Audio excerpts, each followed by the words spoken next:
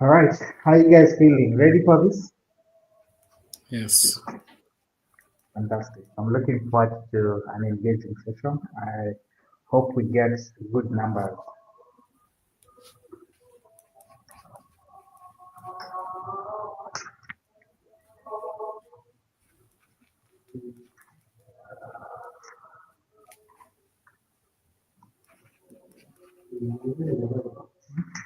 Hello, it's just four of us.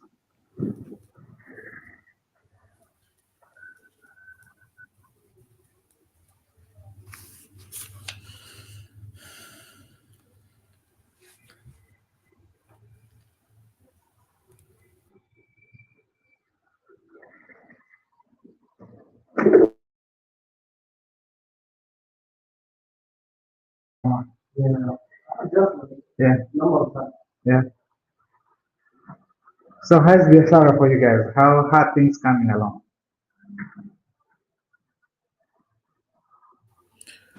On my end, Hi. things. Hi, Najma. Hi, Ted. Hi. Things are doing great on my end. Random of campaigns. This is the season where every brand wants to be seen. Yep. So we're ensuring they are being seen. Open season. Eh? It's open season. You either kill it in 2025 now or you just wait for 2026. Either. Yeah. Yeah. Q3 has ended, just starting Q4, so it's that time of the year. And guys who Mm. have budgets they haven't cleared are also looking to basically just try and see they can do something with the remaining budget for the year.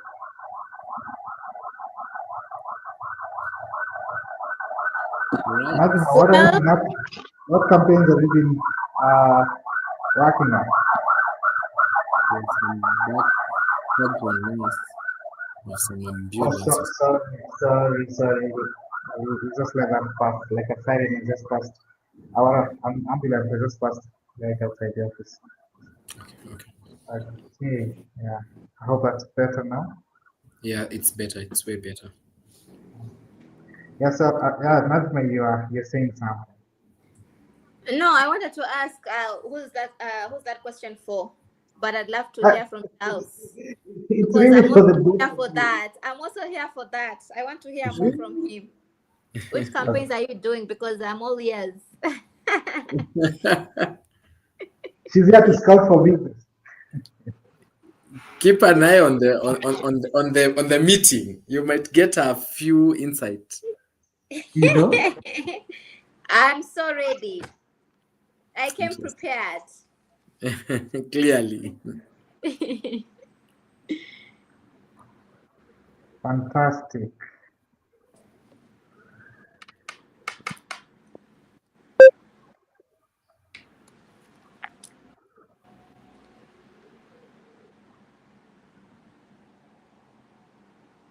I think as soon as we have a reasonable number, we can just get into Mm, it. yeah. Someone is asking for a direct link. Do I even have a direct link? Can we go to Twiva? They need to have signed up because Yeah. then they need to have signed up. Though there's let me see if I can, where's that link?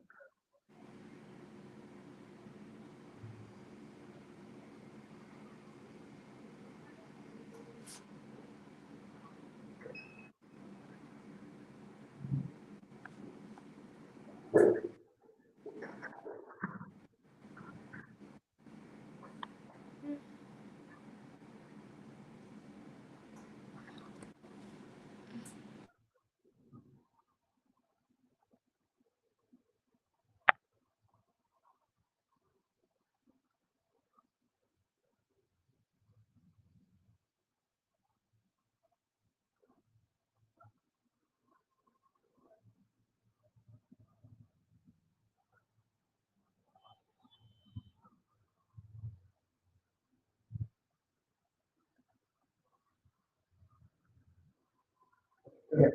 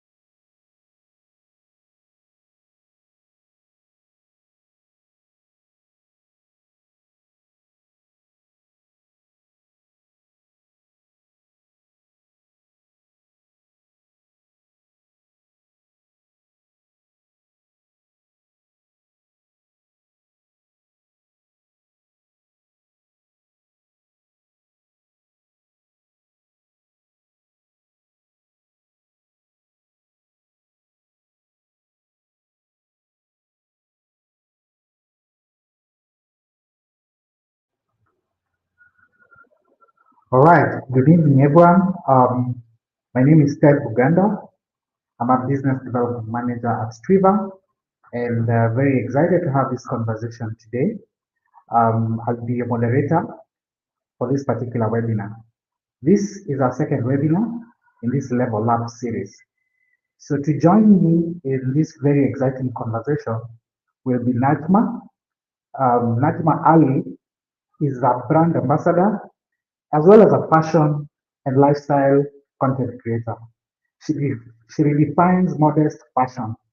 She'll be speaking from her experience working with brands. Now, we also have on the call to help us unpack this conversation Charles Wahinya, who's a seasoned influencer marketing strategist with over 6 years' experience managing campaigns for top brands like ABL, Airtel, Coop Bank, amongst others.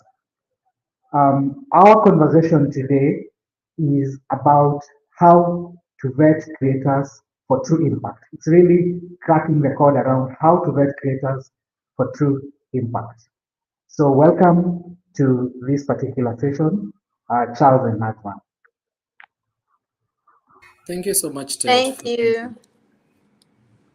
Okay, so we'll get started. We'll just jump into this, and let's set the stage for this. To get us started, I'd like to pose a question to you, Charles. From your experience managing campaigns for some of these top African brands, why is proper creator vetting such a critical part of influence marketing? So ideally, the reason why we vet influencers is that we need to know whether it's a risk working on them. Will we work with an influencer today and tomorrow they are all over with a controversial story that's maybe will paint a bad picture on the brand? So one, we need to know whether the influencer is safe to be used. They have the right they are known for the right things because we are tapping into their influence. So, and for us to tap into your influence, we need to know whether you are very authentic and are you safe to be used. Some of the influencers are usually risky to use. The influencer who are so much controversial, you can use them today and tomorrow they have a whole scandal. So safety for a brand doesn't want to do a firefighting tomorrow on a random Saturday and maybe they're on a holiday somewhere. That's why they need to ensure that the influencer is safe to be used. Also, another thing in terms of vetting or the influencer is about the numbers. Today I can have 10,000 followers, but I can literally buy boats tomorrow and have 1 million followers. So I need to know, is these numbers actually real? Also, there are some campaigns that are mostly regional campaigns. So let's say I'm running a campaign for Kisumu. So if I'm running a campaign for Kisumu, I need an influencer who has actually a big audience in Kisumu. So that means I'll need to know, okay, they have 1 million followers, but how many followers come from Kisumu? And if that person is not relevant to the Kisumu market, that means they don't work for me. Another reason to vet influencers is we don't like some of these brands that I've been working with. They're brands that have existed for over 100 years, but they have always remained relevant each and every year. That means they are working with partners who are actually relevant each and every year. So that means I can't work with an old influencer. So also an influencer needs to know, am I fashionable this time for this particular brand?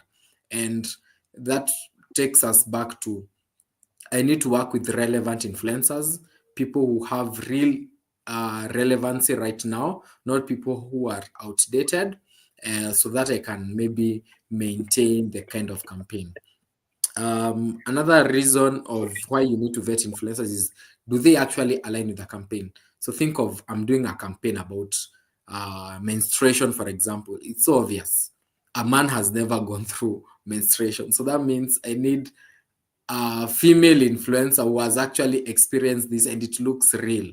So that's the main reason we vet influencers, to ensure the numbers are correct, to ensure that they are not risk to be used, to ensure that they are relevant to the campaign, and to also ensure that they are actually in line with the current market trends. Thank you, Ted. Fantastic.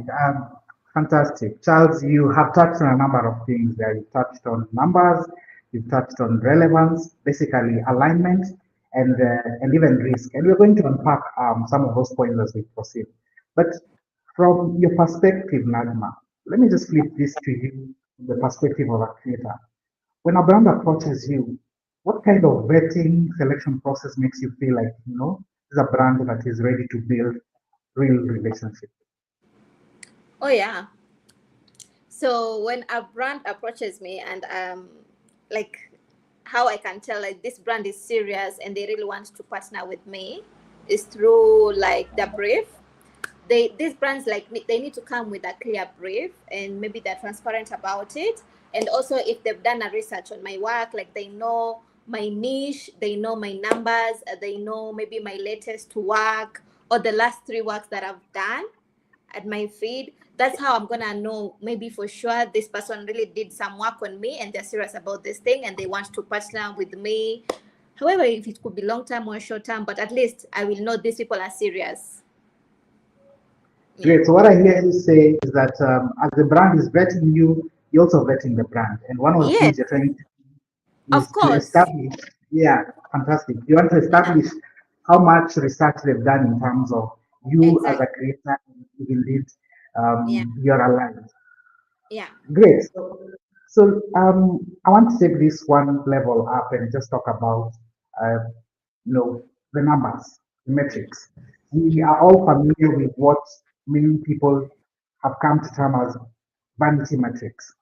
Mhm. Um, when it comes to, brands looking at numbers, and this is to you, Charles, it's really the elephant in the room because brands are still hung up on, followers and things like those. But you often say that those don't always tell the whole story. Why is that the case, and what are some of the other numbers that you look for or data that you look for to ascertain whether you're working with the right creator? Thank you so much, Ted, for that question. One thing Najma should appreciate is that I'm a creator myself, and I'm an influencer manager. So I'm able to tell the two kind of parties. And one thing about the numbers is I look at what does the brand manager want. So the brand manager wants real numbers, and when I say about real numbers, is that people who are resonant with the demographics, the audience we are talking to, um, the people who can actually buy the product they are doing. Because as much as we are discussing this, it's business, so you need to sell. So in terms of numbers, I know that I can easily buy bots or I can easily buy followers. So I actually never look at the numbers. What I look for is mostly the engagement rate. And engagement rate looks like just a number, but people don't know how do you come up with this kind of a percentage. So engagement rate is basically, are people connecting to your content? Are they sharing? Are they liking your content? Are they commenting? And if they're commenting, are they giving us product? So let's say you are doing an ad about a TV. So you're saying about this TV, so nice. It has 4K or it has 8K. It's 85-inch, for example. It's this amount. It's frameless, for example. So you need to also look at what kind of comments are those people getting. Are people asking, where can I buy it? So if the comments of that influencer is, where can I buy it? Now that makes that influencer that very valuable. But if this kind of an influencer, you just get fire emojis, you just get a like, those are not real kind of engagement that you like for your brand. So as much as we look at the numbers and the reach that you have, we also look at the engagement rate and try to see whether those engagements, if they are of people who can actually buy a product, because brand managers are thinking business. It's only us who influencers or influencer managers can tell that this person is actually relevant to the campaign. But for you, just be knowing you might have 1 million followers, but you need to know that I have 1 million followers, but they are actual people who can buy the products that brand managers believe in. So beyond, again, back to you, Charles, beyond those high level stats around following and engagement, is there any other number that brand managers or even you as an influencer manager would be keen to look at?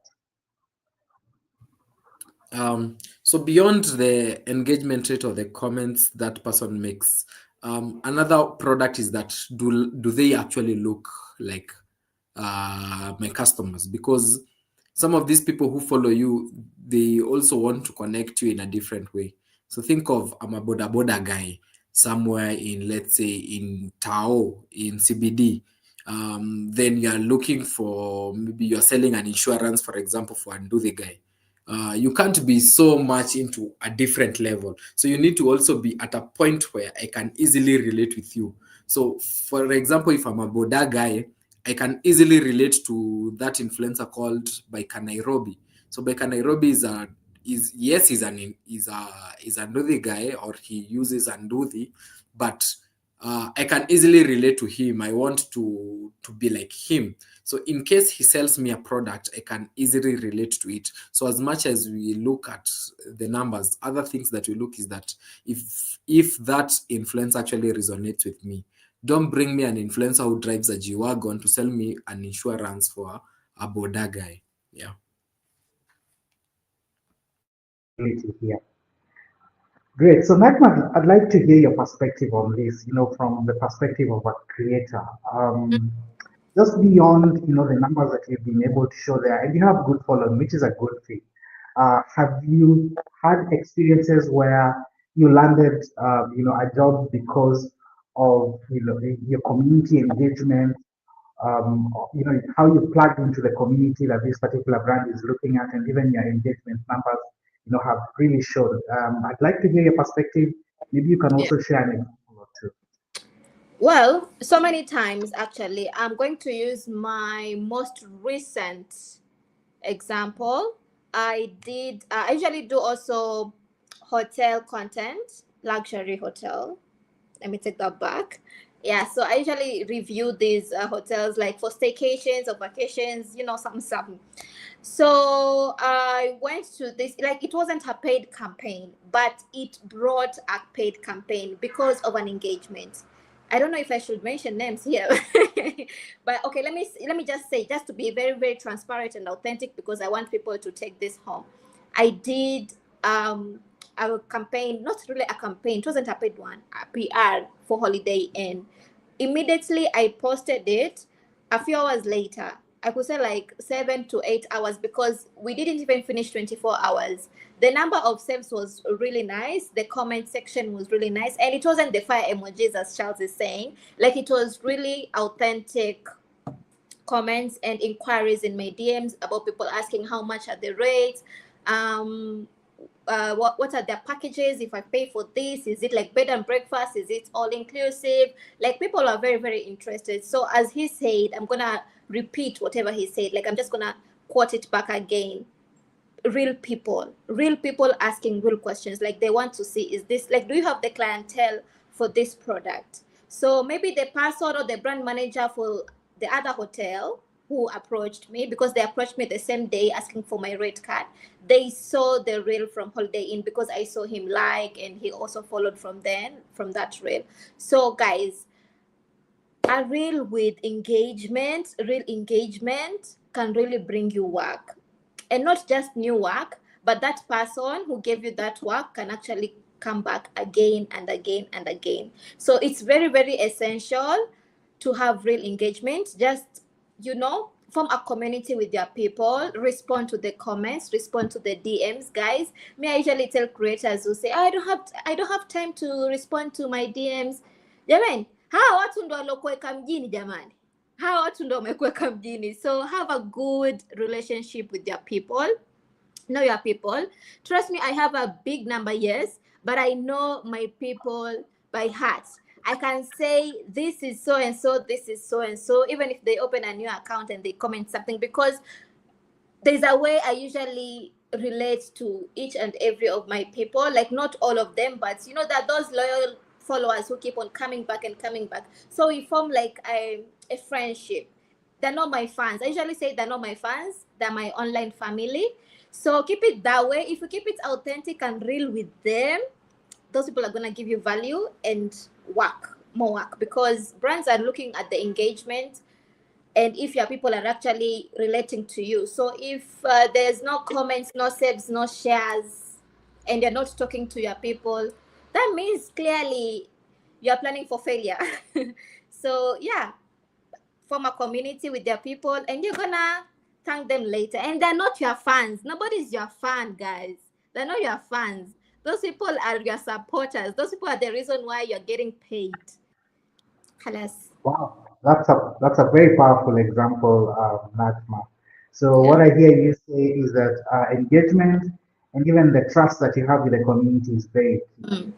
Very. Okay, to our audience, I'd just like to remind you that you can key in your questions in the comment or chat section. We will respond to those questions. Najma and Charles will respond to those questions at the end. So let's switch gears Good here question. and talk authenticity and brand alignment. So, Charles, from a brand perspective, when you are evaluating creators, how do you assess whether the personal values and content style of this particular creator aligns with the brand identity or even the campaign goals? One, as I had mentioned before, is that person safe to be used? Are they controversial? So controversial influencers are actually a very big risk. It means that the whole PR agency will have to have a sit down and wait each and every day because you can do a mess. So that's not something that any brand manager or an influencer manager wants to be part on, where an influencer is a risk to be used. Another thing is about consistency. So, is this influencer really consistent? Think about this. It's a Christmas campaign. Christmas is the time influencers get a very big reward.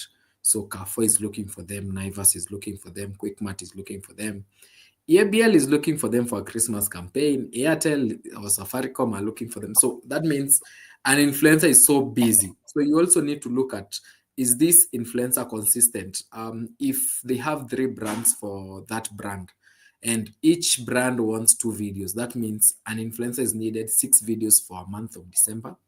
They also need organic content because their pages can also not be a billboard. You don't want a billboard kind of an influencer. You want an influencer who will do authentic content today, tomorrow do an ad, do another organic content, then do another ad. So you need to have an influencer who is actually very consistent, who is not a billboard for that matter. Then lastly, other things we look for is about the professionalism of this influencer.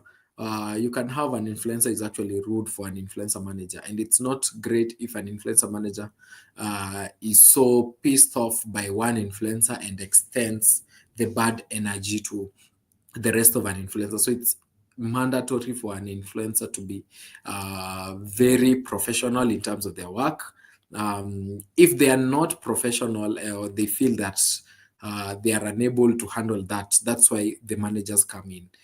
They need to hire a manager who can manage their brand, who can maintain the kind of relationship they have with the brand, so that you cannot be a big influencer but you don't have any brand who wants to advertise with you.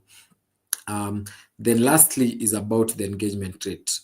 So low engagement rate is a big red flag for any brand. So people want to see, are your followers interested with this product? They want to see that feedback.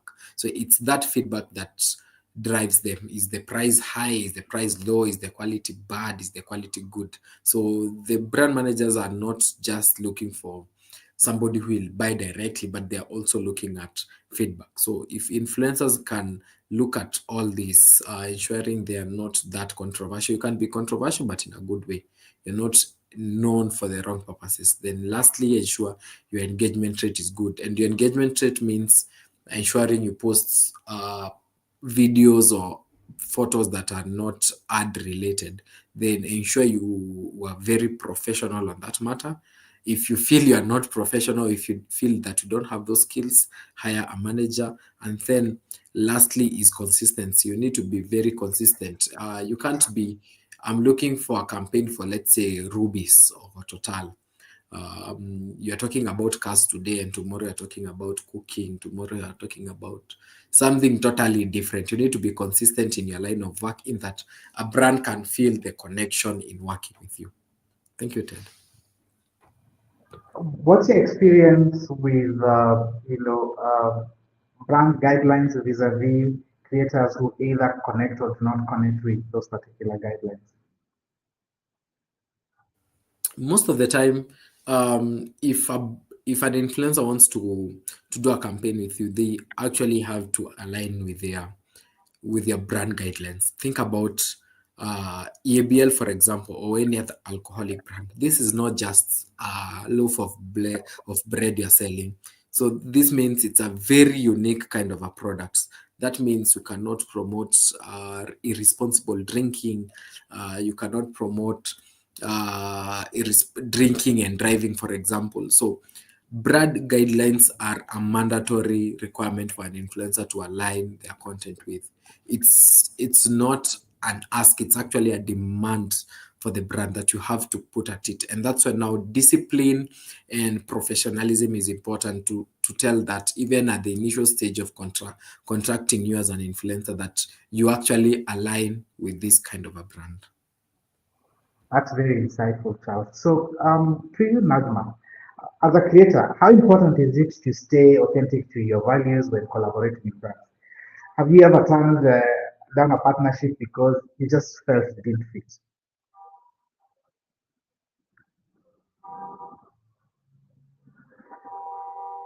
Oh, sorry about that. Yeah, as I It's was okay. saying, yeah, I was just excited to get back to you. I forgot to unmute my mic. Apologies.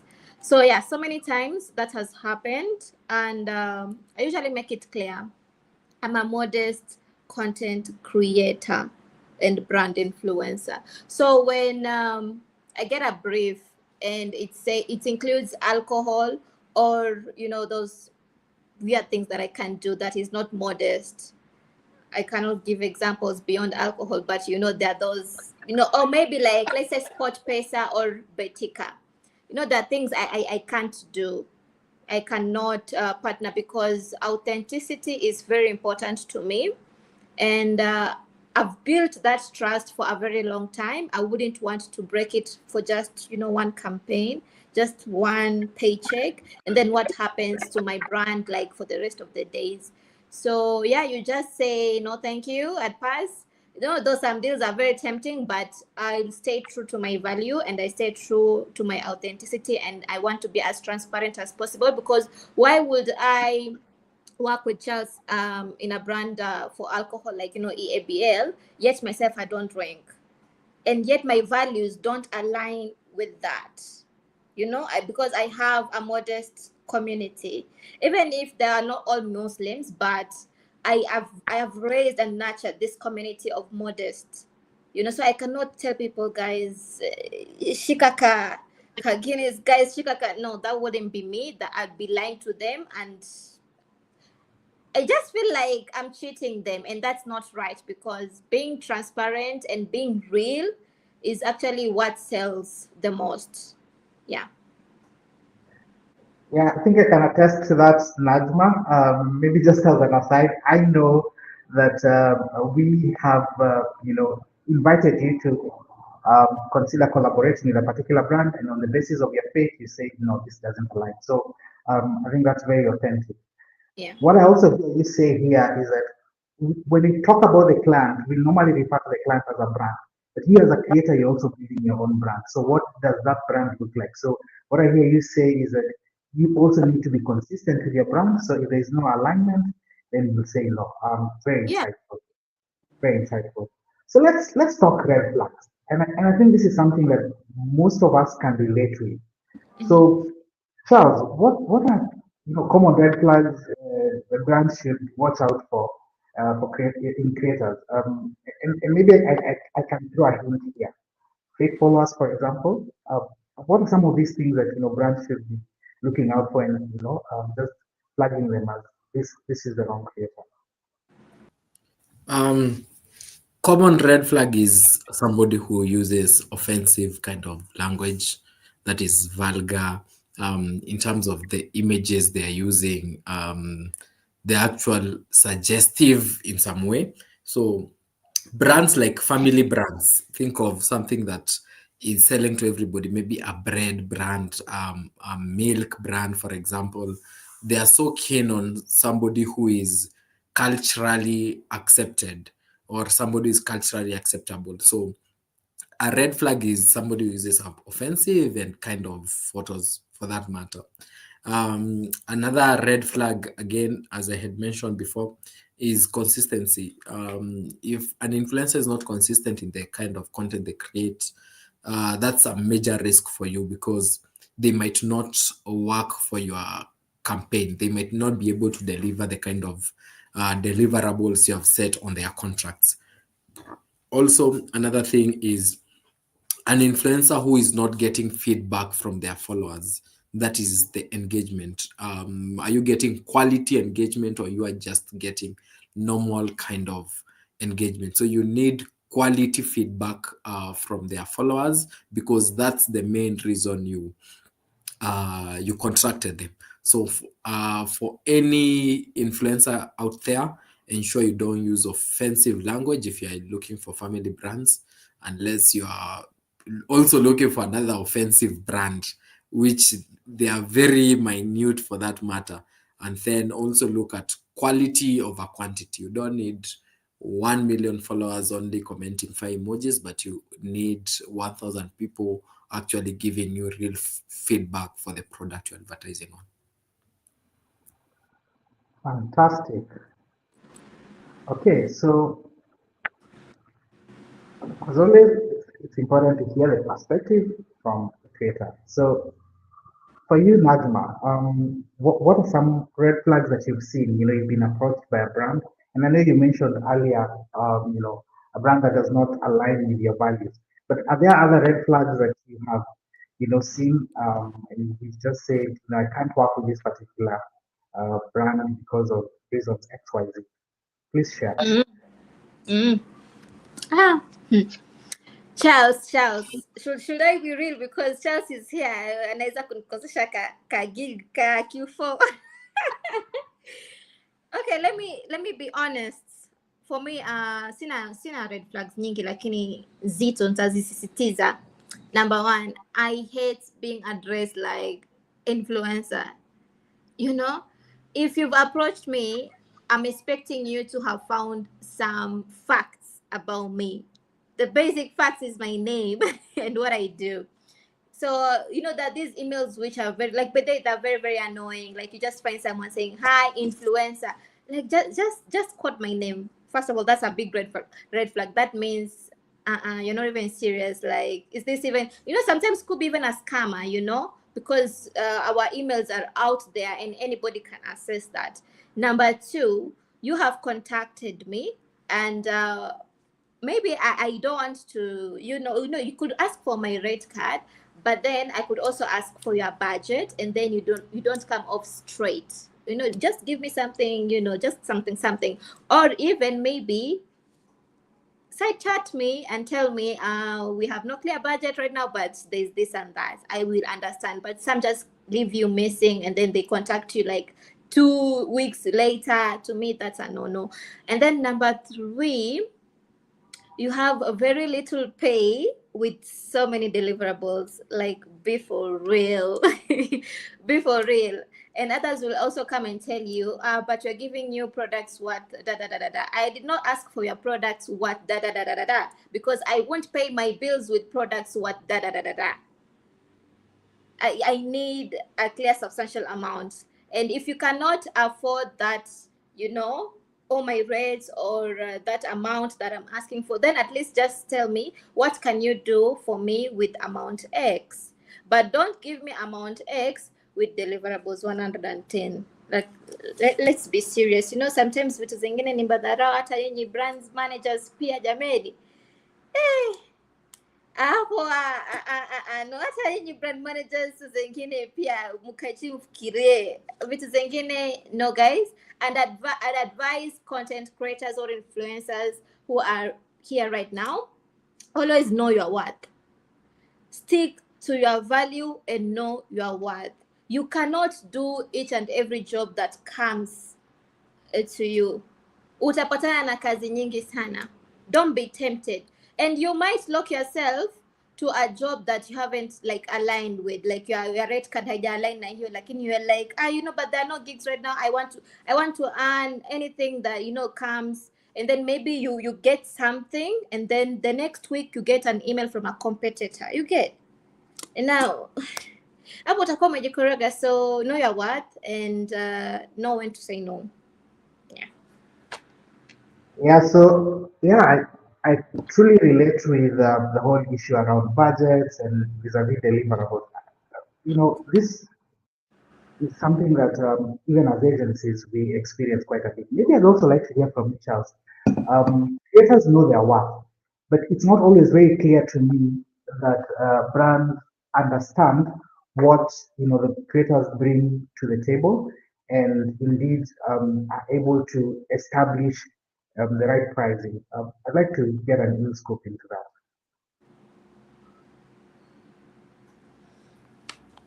that. Thank you so much, Ted. So influencers, sometimes they might not know their worth. So what they need to do is that they need to, one, they're friends with other creators. They need to know what the industry is currently working on, what's the current market price for that matter. So in terms of their rate cards, if they talk to their friends, they also do research. They reach out to the agency guys, they reach out to their managers, for example, and so that they can know how they can rate for their services. Also, in terms of their creativity, they need to ensure their creativity is as par to the current standards. They need to look at what are other creators offering that I need to also offer so that I can remain relevant to the current industry or the market. They need to look at maybe the current trend jacks that are happening for that matter. They need to jump onto it, and so that they can remain relevant for any campaign that might come up in any season. Okay. Earlier on, Charles, you spoke quite a bit about professionalism and trust. But I'd like us to, deep dive a little more. Do brands actually value consistency and professionalism more than raw numbers? When it comes to long-term partnerships, you can share more insight.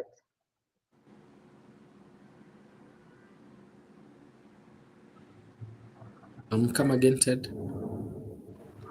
Yeah. So, do brands really, value consistency and professionalism over and above, your numbers as a creator? That one I agree 100%. Because again, no brand wants to enter into a crisis. They don't want to use their PR agency for a crisis, for that matter. So an influencer who maintains the professionalism of their work, they do their deliverables on time, they don't engage into conversation that can put them into maybe bad feedback. An influencer who is very creative and compliant with the law of the land is a very good choice for any brand manager or any influencer manager. So as an influencer, you need to also be keen, ensure your brand is clean at all times. You don't need to enter into unnecessary fights. And unnecessary fights is something that actually doesn't talk about you. I know currently there's been a whole lot of the maandamano stuff and whatnot. You can engage with it. I am not saying you don't engage with it. It's something that's affecting you, but as you engage with it, ensure that you are at the right side of the law. Like, you're bringing up a conversation that it's right, which is a bit risky for you. So if you depend on corporates for any influencer jobs, you need to know how you speak. You need to get a second thought about it. Give it to your friends, actually. Let them look at what you are about to post before the next time you're finding you trending on Twitter on number one or on X number one. And it's just because you gave out a very uncouth feedback for that matter. Fantastic. Um, so Najma, if you're talking to, budding creators, what would your advice be to them with regard to, consistency and professionalism? Yeah, it's very important to be professional because, as much as you think about it, you are in business. This thing is a full time job. Content creation is a full time job. So you need to behave yourself like very professional, carry yourself with respect, be reliable. Ifikirie tu kama venye una report kwa ofisi, and be humble about it. I've had so many cases about content creators, behaving however or whichever they want. Let me tell you something, guys. Reliability is as very important as creativity. You could be very creative, you could have like a very nice engagement, like your people like you have so many followers, but if you're very difficult to work with, hata wewe mwenyewe, like ukikuwa in that situation and you're given person A and person B, and person A is very creative and has very good quality work, but however person A delivers the content on time, you're told to send the concept, sorry, they don't deliver the content on time, you're told to send the concept by, let's say, 15th, you send your concept by 20th, you are giving pressure, you are stressing the influencer manager, and they're also being stressed by the client. Client anamuliza, hey, did person A, let me use myself as an example, did Najma send you her concept? And every time you're just calling Najma, Najma is not responding, you might be dropped. Or maybe it's how you're in the campaign right now, they will bear with you, you will deliver your work, people will like it. But let me tell you, high chances are that influencer manager will not want to partner with Najma again because Najma was very unreliable. She did not send her concept on time. She wasn't being respectful. She didn't communicate, and she wasn't professional. So I would say, because I'm an entrepreneur and I know how to be professional. I don't know about you guys. Plus, besides being a content creator, I have like other careers. Like I'm an accountant by profession. So, guys, treat content creation as your job, as your office. Report to work on time. Report to work on time. And if you are experiencing any inconveniences, I would advise you guys to communicate. Me hata kando na mambo ya content creation and mambo nini, I love people who communicate. Like that means how like it just shows I can value you as a person, and it just also shows how you respect yourself and you respect me and this relationship or whatever is going on around here. Like it's very important to have communication, to be professional, and to be, just carry yourself with dignity. Hata wewe mwenyewe pia utaheshimika huku nje. Yeah.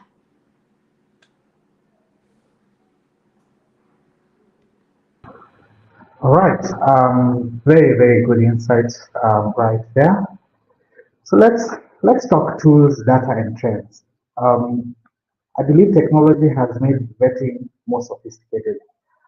What tools or methods are brands using today to measure the impact beyond surface level stats?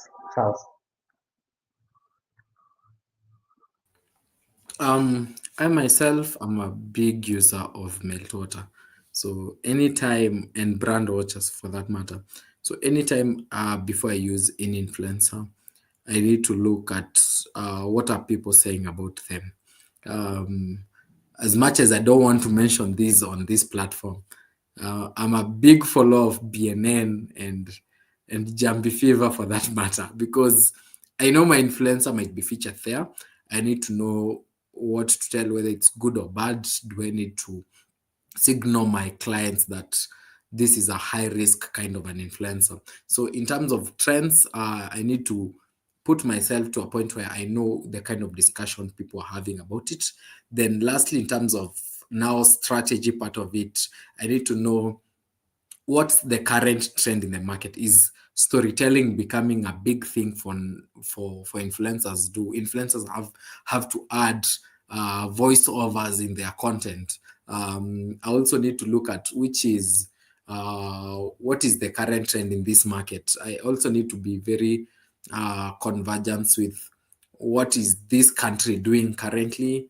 And also, as I look for influencers who can be able to do that kind of a trend for that matter. So trends are very important for influencers so that they can remain relevant, and they can ensure they are putting their brands they are working for at the heart of that trend.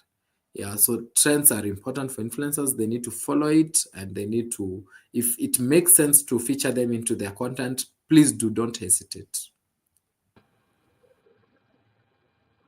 All right. That's trends and tools for you. And for you, Najma, how do you personally use your own analytics to understand what your audience care about? And how does that help you position yourself better for collaborations? Okay. For me, my analytics are okay. How I take my analytics, they're not just numbers to me, but they're people. I get to know which age group I'm dealing with, and I can tell you right now, I feel like as I'm aging with my people. So these are people that have followed me from way back when I was starting this thing. So I think wako hapo around 25. Not I think, I know 25 to 34. So you should also know I'm in between there.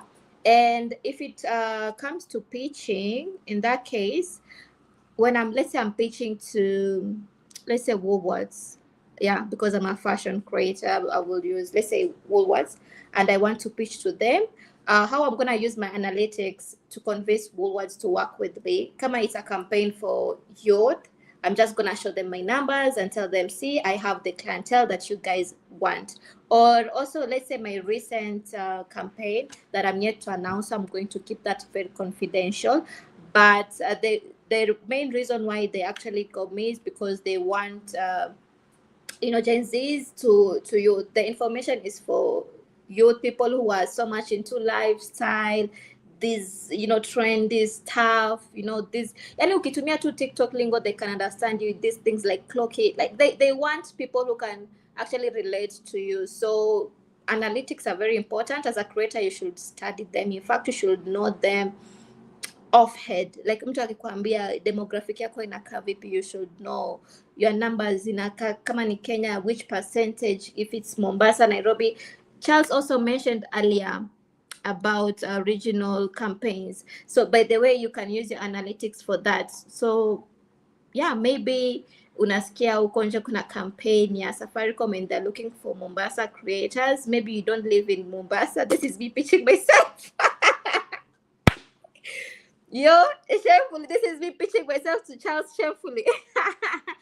Maybe I'm not in Mombasa, but I have numbers from Mombasa. Charles, am I talking something? I can hear something.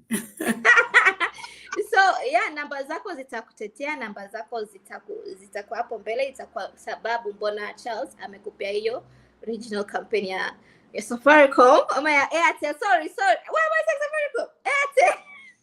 You can mention it, don't fear. This is a safe space. Yeah, so yeah, just anaweza kupatia Airtel na wewe hauko Mombasa lakini uko na namba za Mombasa. Ama kama uko Kisumu lakini uko na namba za Mombasa. Anyway, lakini hey, you guys get me, yeah? Yeah. All right. I'm so loving this conversation. I hope we all are. So if you're listening in, I'd just like to remind you that you can still comment and put in your questions. We'll be responding to those in a few. So as we wrap up, I'd like us to maybe think about the next generation. And for you, Charles, what what advice would you give for the next generation of brand managers and influencer managers in light of the experience you've had and even where the industry is going? Um, I've been looking at the comments and I can see some of my colleagues already joining in on the call. And it's a discussion we have been having in our company. And one of the discussion is that influencer managers are very lazy. Most influencer managers, they are mostly tied up with another role. So somebody's a copywriter and doing influence. Somebody's an account manager and is doing influence. So, but for people who actually do influence 24/7, they are very hardworking. They are able to identify an influencer even before they hit. So don't be that person who identifies an influencer when every brand is using them. So do research in terms of the kind of influencer you're looking for. Look at an influencer when they are growing. Don't identify an influencer when they are at 100,000 plus followers. Identify that influencer at 20K and give them a job at their onset. Secondly, don't go for the hype. So sometimes you'll see all brands are using this kind of an influencer, and then you also want to jump into it. Don't go for the hype. Look at credibility. Do they actually even align with the brand that I'm working on? Are they actually relevant to the audience I'm talking about? Yeah, your brand is there talking about pension insurance, and you're there picking an 18-year-old who is just thinking about a sherehe at BND on Friday. So you need to look at relevance. Also, in terms of creator partnership, Najma, you'll agree that a 1 month contract with an influencer doesn't work. So Historia 30 to 45 days campaign doesn't work for sure, for sure, for sure. Get an influencer who you use the clock it. Get an influencer who you'll use for 3. Look at even your corporate contract. The minimum you can get for probation period is 3 months to 6 months. So ensure even your influencer contracts are between 3 to 6 so that they can unpack your product step by step. Then also look at the creativity. This influencer only, let's say it's a Royco ad, for example, and Royco have not paid me for this, by the way. The Royco ad, you're getting somebody who cooks. You can't just reach out to them for just a one ad. You need that creativity to unpack different kind of menus. Today they are cooking beans, tomorrow they're cooking beef, the other one they're cooking chicken. They need to unpack your product for quite a long time. So look at long term and also creativity. Then, of course, compliance is key. You don't need a risk kind of an influencer. You need an influencer who is you can trust on, that you will trust they will post tomorrow and they will post tomorrow. Not an influencer that anafaa kupost kesho lakini kesho ashaanza chaos. You need an influencer you can trust that tomorrow they'll create. So as an advice for influencer managers, they don't be lazy. They look for relevancy. They don't look for the numbers. They don't look for the hype. They need to identify the influencer at 5K followers. They don't need to identify an influencer at 100K. Alifikaje 100K na homjui. Then are they creative? Are they compliant? Then for the other side of an influencer, are they able to if they get that contract, are they able to remain relevant for the next 6 months? Are they able to create content for that brand for the next 6 months? So those are the lessons I would like to give to any influencer manager or any creator here. Okay, very, very insightful. So what I hear you saying there is that brand managers need to be involved, they need to be in the game, understanding the industry, understanding the creator, understanding what success looks like, and giving creators the right opportunity and the right time to actually create success with their company.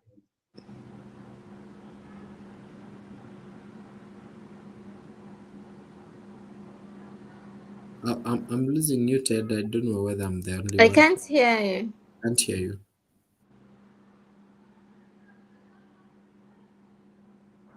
Speaking on mute or something.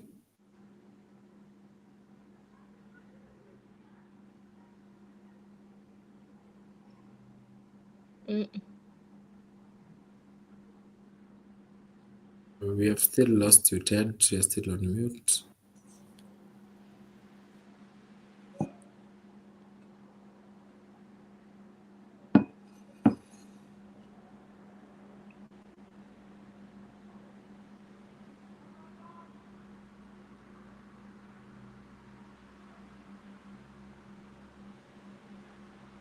You can hear me now. Yeah. Yeah, sorry about that. Yeah, we are fantastic. So what I hear you, Charles, saying is that brand managers need to be on top of their game. They need to understand the industry. They need to give creators the right time and the right opportunity to actually make those campaigns successful. Very good insight. So content creation is becoming a full-time career for some people, and a lot of young people are looking to take that direction. What advice would you give to young creators who are trying to pursue this line of work on a full-time basis? Natma, please share some insight on that. Yeah. So what I'm gonna tell that new creator, number one, know what you want to do. Like, what niche do you want to have? Like, do you want to be a lifestyle creator? Do you want to stick to beauty? Do you want to stick to fashion? Though, if you want my honest advice, I'd tell you go for lifestyle, because with lifestyle, like, you could do so many things, and such kind of content pick faster, and brands tend to look for more lifestyle creators. But if you like dancing, you can be a dancer, a TikToker. Still, there's something for you. And something else, consistency. Do not drop one banker and then go MIA saying, oh, I'm taking a break, or like hata watu ambao wafanya kazi, they cannot take leave for more than 30 days in a year. So those breaks that you keep on saying, I need to recollect my thoughts, I want a mental break, it's gonna hurt your brand for sure. Do show up, and you can shoot, you can bulk shoot.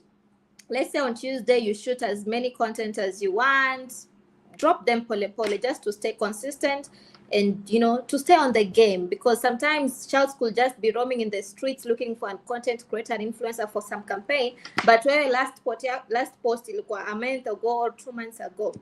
Another thing is engagement, guys. Your followers are not your fans. Nobody's your fan. Those people are investing their time on you. Those people, treat them like your online friends, your online family. That way, it will be easier for you to build and nurture a community. Like, even if you post, for instance, me, hata post a blank thing with whatever, people are gonna ask me, Najma, what's wrong? What's going on? Because they know that's not me. They know me kabisa. So they know maybe something is wrong, somebody has passed away, or I don't know. Like, I'm trying to communicate something through that blank thing. Like, what I'm trying to say is, make your followers your friends. Make your followers your friends. Respond to your DM. You're not special. You're not a celebrity. Respond to your DMs. Respond to the comments. Like the comments. Tell them to share, to save. And sometimes these people, you won't even have to tell them that, because now, when I treat vizuri, you guys are now a community, and they're not just fans. I think that's clarity, consistency, professionalism. Also, yeah, jamani, fanya kazi yako vizuri, wajibika, jitume, heshimu kazi yako, respect your job. It's a job.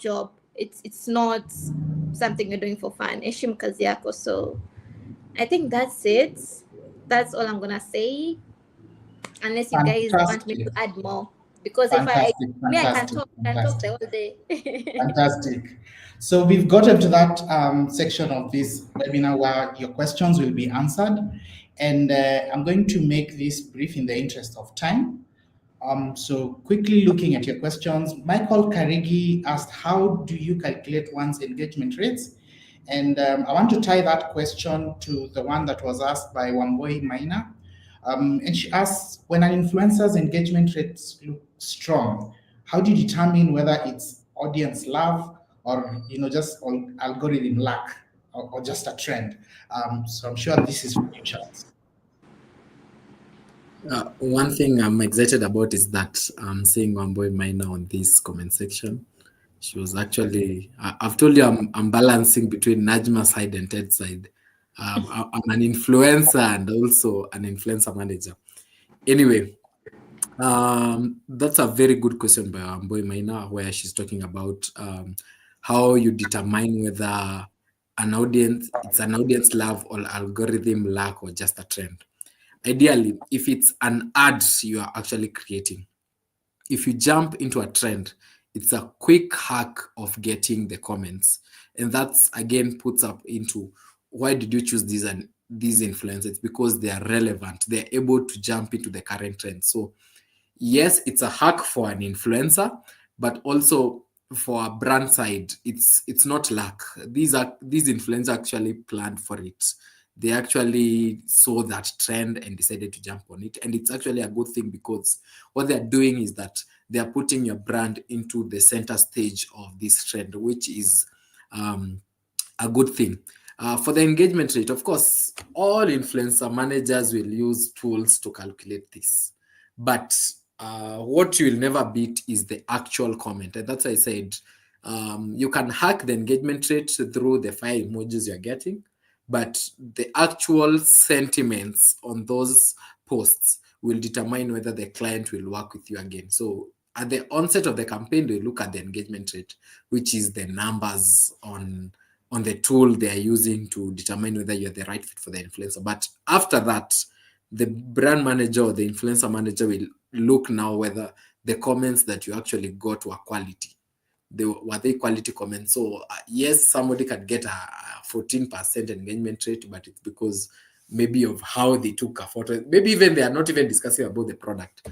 You are holding a phone, you're advertising a phone, but people are talking about the background, what you're wearing.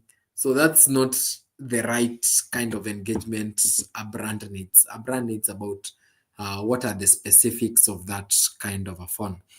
So yes, influencers use a trend to get those engagements, but ensure the engagements are up to the product you're advertising on.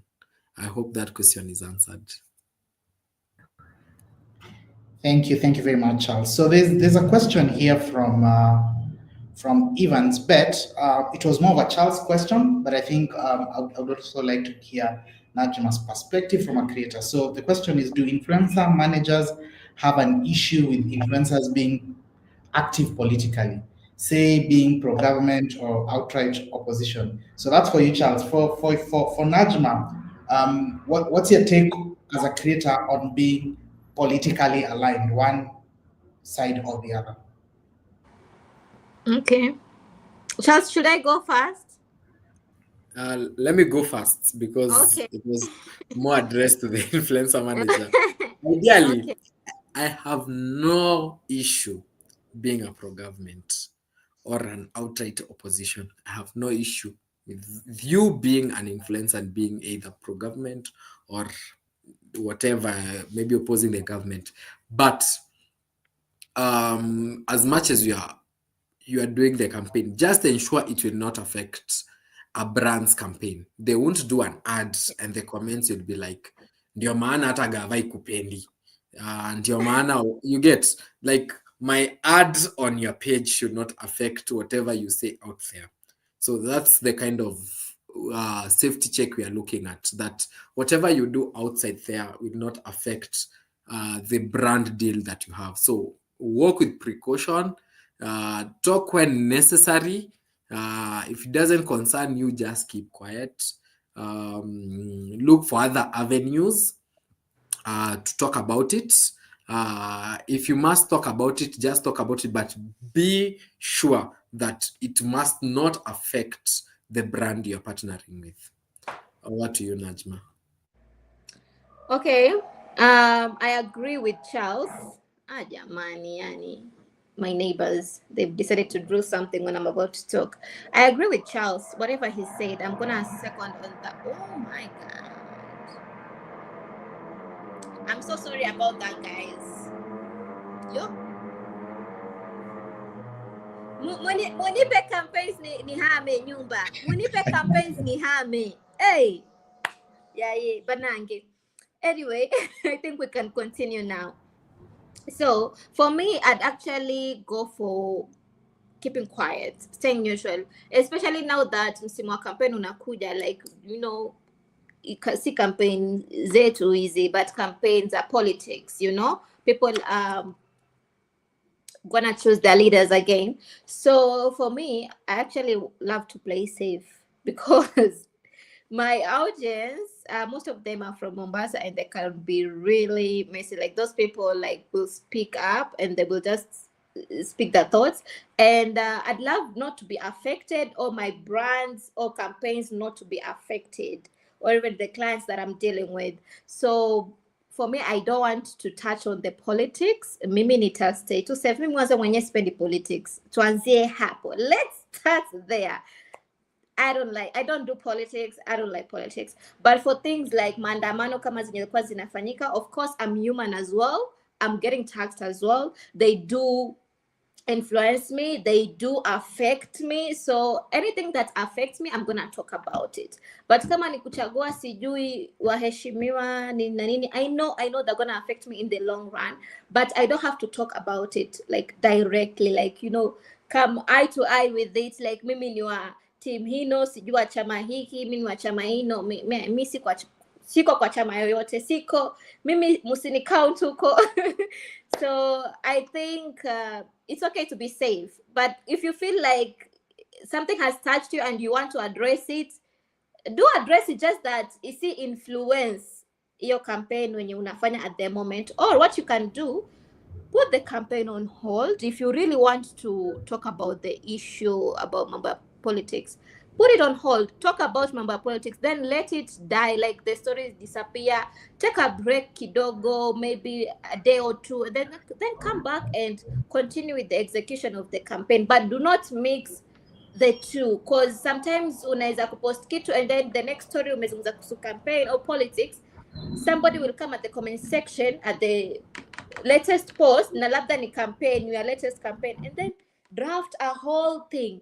And I understand kuna watu wanalipa watu wakuje wa comment vitu mbaya, you know, those hate speeches. Somebody might do that and you have a latest campaign and it can ruin the whole thing. Your contract could be terminated, or you maybe ingekuwa ni 6 months, sasa umefanya only a month or 2, or maybe hata imekuwa terminated along the way because sasa vitu zenu zenye ilikuwa mmezungumza, the terms and conditions, whatever, they haven't aligned, and that will be something very unfortunate and you wouldn't love that to happen to you.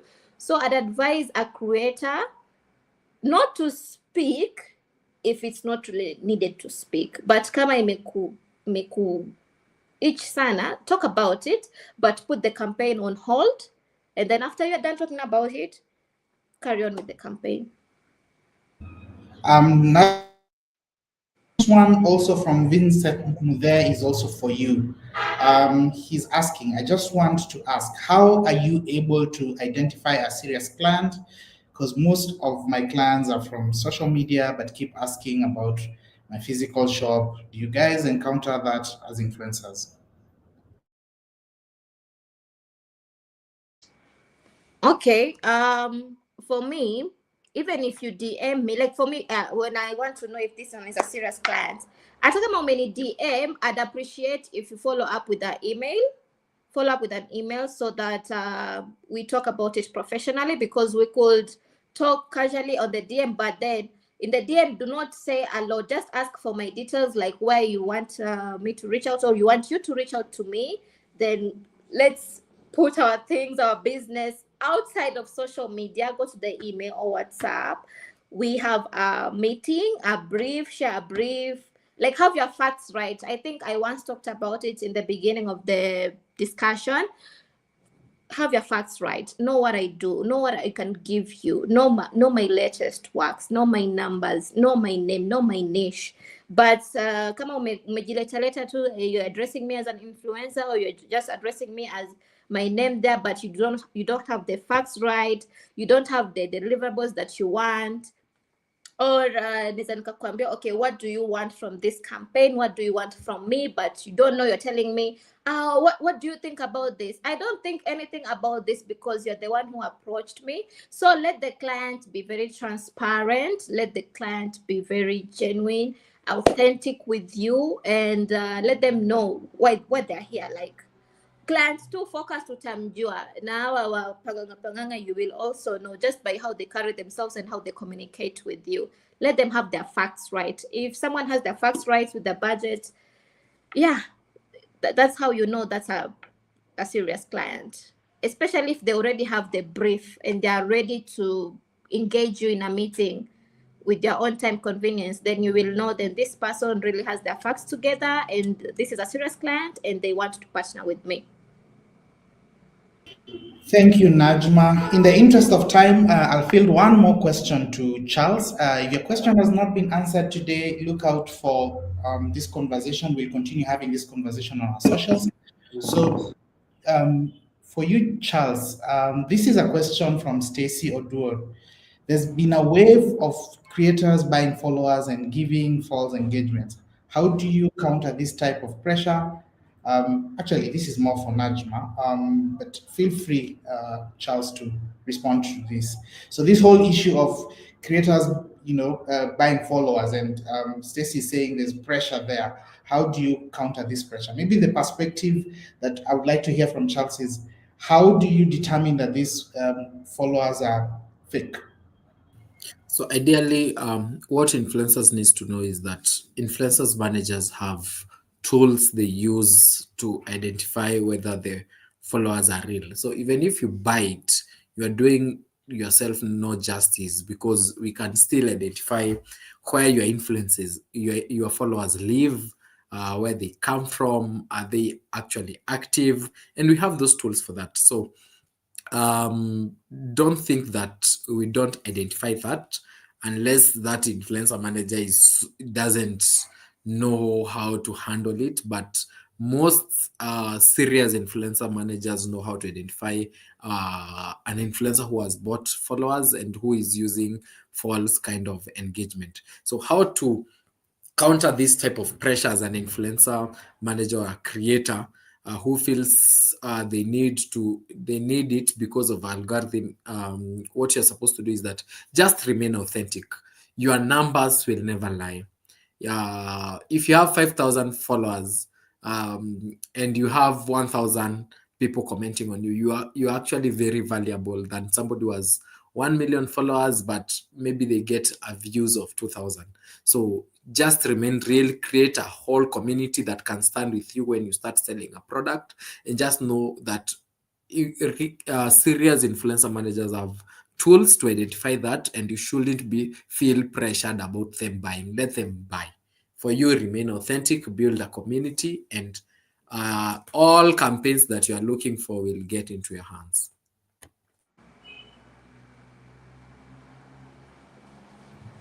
Great, there we go. So in the interest of time, I think we will close the Q&A session right now. If your questions are not being answered, feel free to post the same on our socials, and we'll have those answered and continue with this conversation. It's been really, really a fantastic conversation this afternoon. I've really enjoyed this, and I really appreciate each and every one of you that has, joined this particular call. Really grateful for your participation. So, as we close this, parting shots from. Let's start with you, Najma, and then we'll get a parting shot from Charles as well.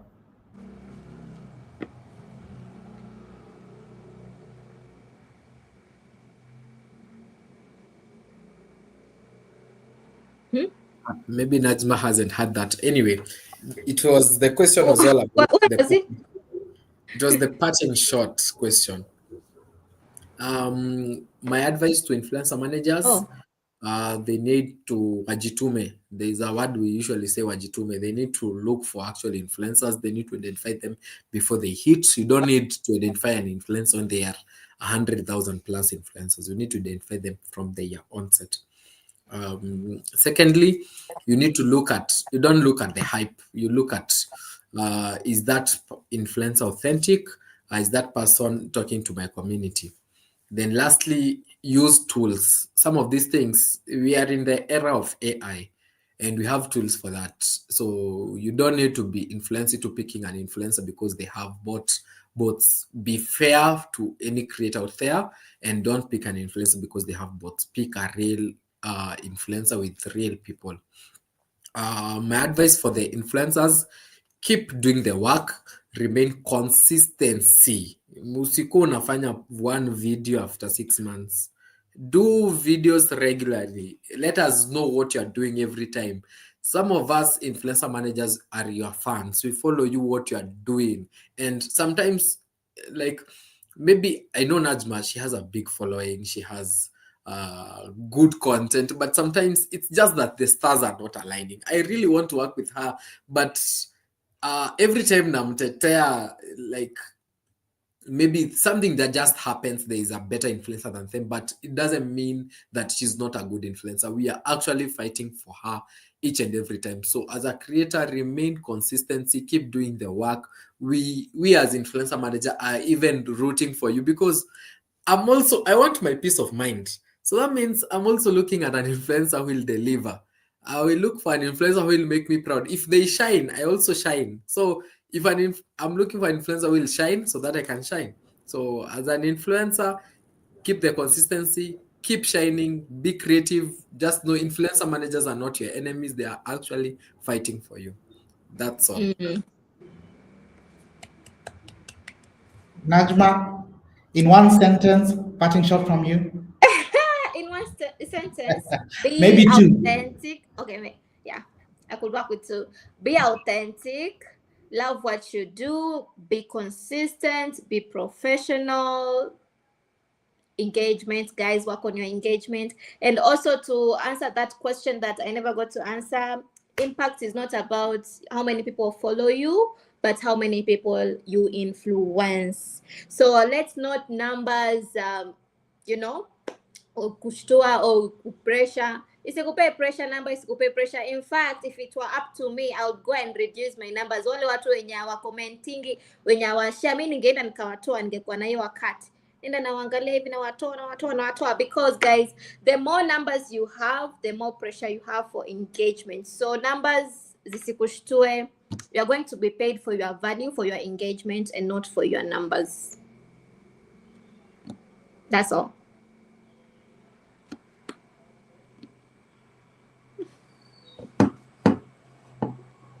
Conversation gave you clarity on what true impact means in influencer marketing and how brands actually, make decisions and look for impact so that both sides win. In conclusion, I'd like to bring to your attention that at Twiva, we believe the future belongs to authentic, focused partnerships. Partnerships that deliver results for both sides. And to that end, we have several initiatives. We have this particular webinar, today being the second of our series. And we also have the influencer roundtables. We've done one. You should be on the lookout for the next one. And every Tuesday and Thursday evening, we also have a training session for creators. We have a link that has been posted on the comment and chat section. So feel free to join in our training session this evening. Until next time, be impactful creators. Have a lovely evening.